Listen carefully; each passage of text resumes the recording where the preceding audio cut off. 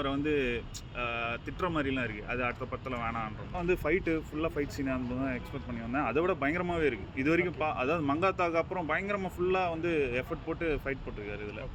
இது அதுவும் இல்லாமல் அஜித் வந்து இதே மாதிரி ஸ்டோரி செலெக்ஷன் இது மாதிரி பண்ணதில்லை. அதுக்கு முன்னாடி இப்போ தான் ஃபஸ்ட் டைம் அட்டன் பண்ணியிருக்காரு. இதே மாதிரி தொடர்ந்து பண்ணலாம்னு நினைக்கிறீங்களா? ஆஸ் யூஷுவல் மாஸ் படங்களே பண்ணணும்னு நினைக்கிறீங்களா? இல்லை, மாஸ் தான் பண்ணணும். ஏன்னா இதுக்கப்புறம் வர போகிறது குட் பேட் அது வேறு லெவலில் இது. ஏன்னா இதில் பார்த்தீங்கன்னா அவரை வந்து திட்டுற மாதிரிலாம் இருக்குது. அது அடுத்த படத்தில் வேணான்ற மாதிரி தான் என்னோட. உங்களை அஜித் ரசிகா அது ஃபீல் ஆகுது உங்களை? நான் தலைவர் ரசிகர், ரஜினி ரசிகர். தலையை ரொம்ப பிடிக்கும். Okay okay. ஸோ படத்தில் பாசிட்டிவ் நான் சொல்லுவீங்க, நெகட்டிவ் நான் சொல்லுவீங்க? நெகட்டிவ்லாம் சொல்ல மாட்டேன் ப்ரோ. பாசிட்டிவ் படம் சூப்பராக இருக்குது. 10க்கு ரேட்டிங் வந்து கண்டிப்பாக 9.5 கொடுக்கலாம். அனிருத்தோட பிஜிஎம் பயங்கரமாக இருக்கும், சூப்பராக இருக்குது. பட்டைய கிளம்பி டேப்பில். ஓகே.